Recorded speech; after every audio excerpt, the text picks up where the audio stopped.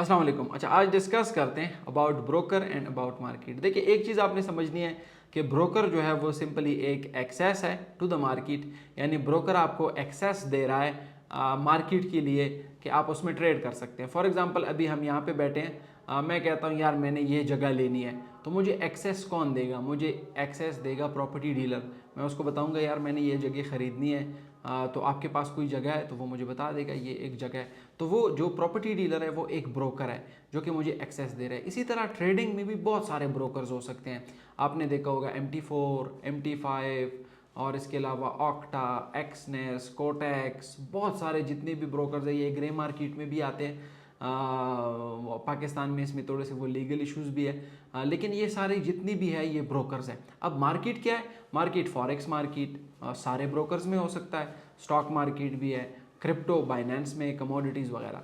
तो अब आप एक एग्जांपल ले लें कि ये ऑफिस फॉर एग्जांपल मैंने ख़रीदना है, तो डीलर नंबर 1 भी मेरे पास है, डीलर नंबर 2 भी है, डीलर नंबर 3 भी है। लेकिन मैं ये ऑफिस किस से ख़रीदूँगा? मैं अब फॉर एग्जांपल इस ऑफिस को आप समझ लें ये फॉरेक्स मार्केट है, तो मैं उस डीलर से लूँगा जो कि ज़्यादा रिलायबल हो, जो कि ज़्यादा ऑनेस्ट हो, जो कि रजिस्टर हो, तभी मैं इसके उसी डीलर के पास चला जाऊँगा। लेकिन एक ऐसा डीलर है जो कि मुझे पता है कि वो ऑनेस्ट भी नहीं है, वो रजिस्टर भी नहीं है, तो मैं उसके पास नहीं जाऊँगा।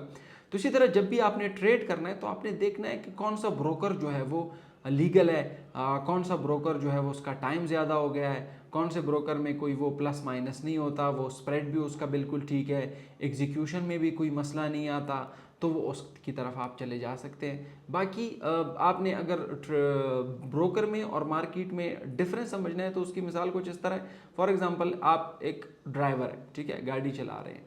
अब हो सकता है आपको टोयोटा गाड़ी भी आप चला सकते हैं, होंडा भी आप चला सकते हैं, सुजुकी भी आप चला सकते हैं, लेकिन आप एक अच्छे ड्राइवर है। अगर एक बंदा अच्छा ड्राइवर है तो वो सारे जितनी भी गाड़ी है वो चला लेता है। इसी तरह जब अगर आप एक अच्छे ट्रेडर है तो आप किसी भी ब्रोकर में आप ट्रेड कर सकते हैं।